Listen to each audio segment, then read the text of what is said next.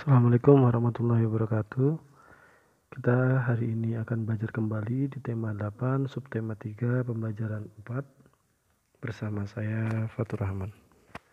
Jangan lupa yang belum like, komen, dan subscribe terlebih dahulu, like, komen, dan silahkan share sebanyak-banyaknya kepada teman-teman kalian.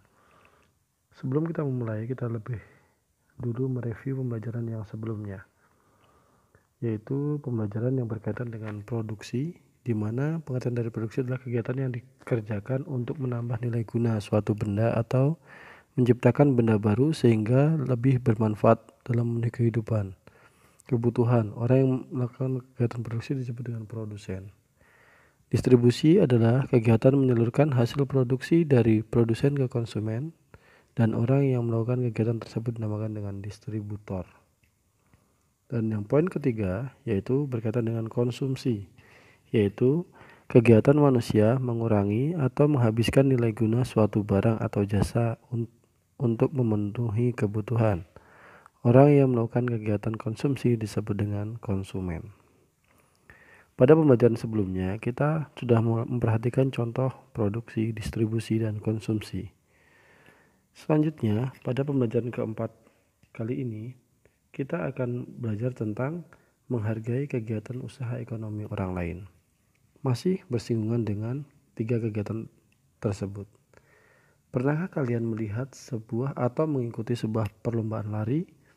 Dalam sebuah perlombaan lari, di situ terdapat fungsi masing-masing. Semua memiliki fungsi masing-masing. Namun, sebuah perlombaan akan dimulai dengan bersama-sama dan diakhiri dengan perbedaan. Tidak mungkin sebuah perlombaan dimulai dengan waktu yang berbeda. Kemungkinan adalah dengan waktu yang sama, tapi ada yang juara 1, juara 2, juara 3, dan selanjutnya. Nah, pada kali ini kita akan membahas beberapa komponen yang ada dalam kegiatan produksi sendiri.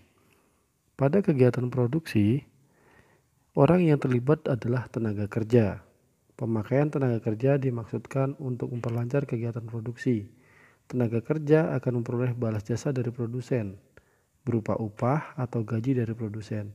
Selanjutnya, barang hasil produksi akan disalurkan kepada konsumen atau masyarakat oleh distributor sendiri. Itu merupakan elemen dari produksi sendiri.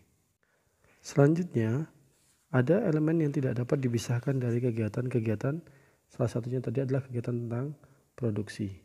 Di sini adalah dari kegiatan penyaluran barang tersebut, distributor akan memperoleh keuntungan. Berarti setelah produksi terjadi, maka distributor mengambil peran untuk menyalurkan barang dari produsen kepada konsumen. Contoh dari distributor sendiri adalah agen, pedagang besar, dan pedagang eceran. Jadi bisa jadi orang tua kalian juga termasuk dalam bagian distributor sendiri. Nah, selanjutnya kita akan membahas pada konsumen sendiri. Konsumen adalah pihak yang mengkonsumsi barang dan jasa untuk memenuhi kebutuhan hidupnya. Barang dan jasa diperoleh dari produsen secara langsung atau melalui perantara atau distributor. Jadi ada kalanya kalian langsung melakukan transaksi dengan produsen sendiri. Nah, pada kali ini apa ya keterkaitan ketiganya? Mengapa kok dianggap penting kita mempelajari pada hari ini? Karena sebenarnya ketiga pelaku kegiatan ekonomi tersebut, baik produsen, distributor, dan konsumen, akan saling berhubungan membentuk arus diagram ekonomi. Ada sebuah konsep besar yang kita pelajari pada hari ini, yaitu setiap pelaku kegiatan ekonomi memiliki peran yang saling menguntungkan. Menurut kodratnya, manusia berperan sebagai makhluk sosial dan makhluk ekonomi. Sebagai makhluk sosial, manusia akan berhubungan atau berinteraksi dengan manusia lain. Sebagai makhluk ekonomi, manusia akan melakukan kegiatan ekonomi untuk memenuhi kebutuhan hidup. Selanjutnya, kita akan mempelajari bagaimana proses produksi pakaian yang kita gunakan selama ini. Ternyata, untuk menghasilkan sebuah pakaian dibutuhkan waktu yang sangat lama. Pada mulanya, produsen pakaian membutuhkan bahan baku kain dan benang. Kain dapat diperoleh dari perusahaan pemintalan benang. Bahan baku benang berupa kapas yang dihasilkan dari perkebunan tanaman kapas. Untuk menjadi benang, kapas dipintal terlebih dahulu. Benang ditenun di pabrik tenun hingga menjadi kain. Selanjutnya kain dapat dibuat pakaian oleh penjahit. Itulah proses panjang produksi sebuah pakaian. Karena adanya arus diagram ekonomi yang perlu dilakukan dalam sebuah industri, baik produsen, konsumen, hingga distributornya adalah yang pertama, menumbuhkan persaingan yang sehat. Laju perekonomian akan semakin merata jika persaingan baik dalam bidang produksi, distribusi, dan konsumsi dilakukan secara sehat.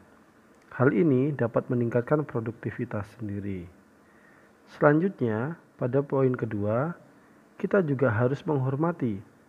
Menghormati apa?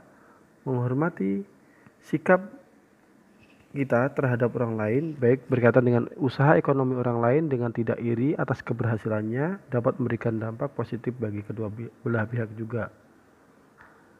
Poin ketiga, selain menghormati adalah kita juga harus menjunjung tinggi setiap jenis pekerjaan yang dilakukan oleh orang lain. Artinya, kita tidak perlu merendahkan usaha orang lain. Dengan demikian, maka proses produksi, distribusi dan konsumsi sendiri tidak akan terganggu.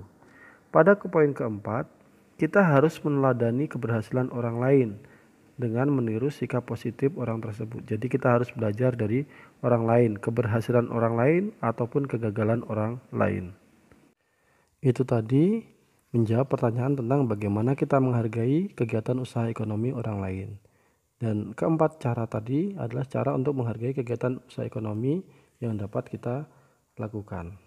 Tadi kita membahas tentang produksi pakaian yang melibatkan peran banyak pihak, yaitu diantaranya petani kapas, pemintal benang, pabrik tekstil, dan penjahit. Nah, yang menjadi pertanyaan adalah, pada petani kapas, apa peran yang diambil dan keuntungan apa yang diperoleh? Jangan lupa jawab pertanyaan tersebut di kolom komentar dan silakan